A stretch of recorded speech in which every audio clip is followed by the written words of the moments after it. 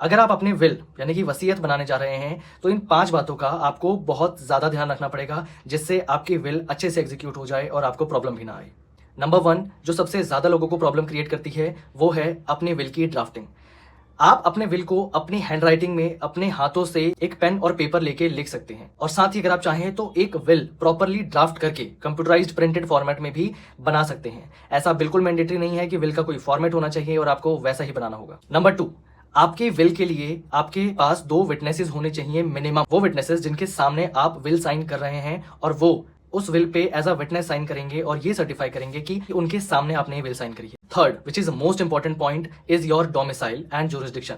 ये डिसाइड करना कि आप कहां से हैं और आपकी प्रॉपर्टीज कहां पर है जिसको आप अपनी वसीयत में मेंशन करने जा रहे हैं, और इस विल का एग्जीक्यूशन कहां पर होगा।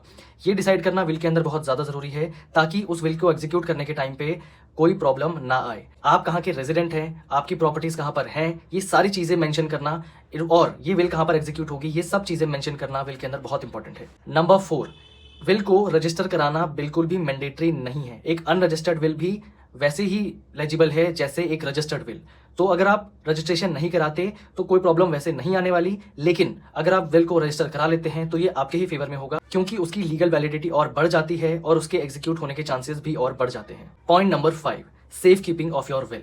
ये सबसे इंपॉर्टेंट पॉइंट है। विल बन गई, साइन हो गया, रजिस्टर हो गया, उसके बाद आप अपने विल को रखेंगे कहाँ। इसका सबसे आसान तरीका है कि आप जिन लोगों के नाम पे आपने विल बनाई है उतनी कॉपीज करा के, अगर 1 है तो 1 कॉपी, 2 है तो 2 कॉपीज, ओरिजिनल कॉपीज बना के आप उनको हैंडओवर कर सकते हैं। इसके साथ ही आप उनकी सेल्फ अटेस्टेड कॉपीज बैंक में और जहां भी आपके ट्रस्टेड लोग हैं उनको आप अपनी सेल्फ अटेस्टेड कॉपीज दे के रख सकते हैं, ताकि इन फ्यूचर आपके जाने के बाद आपके विल को एग्जीक्यूट अच्छे से कराया जा सके। और इन सब के बाद सबसे इंपॉर्टेंट पॉइंट ये है कि विल बनाने के लिए आपको किसी लॉयर की जरूरत नहीं पड़ती। आप अपने विल अपने आप बना सकते हैं, अपनी चीजों को अपने आप लिख सकते हैं, वो बिल्कुल लेजिबल होगा, लेजिटिमेट होगा और कोर्ट ऑफ लॉ में एक्सेप्टेबल होगा।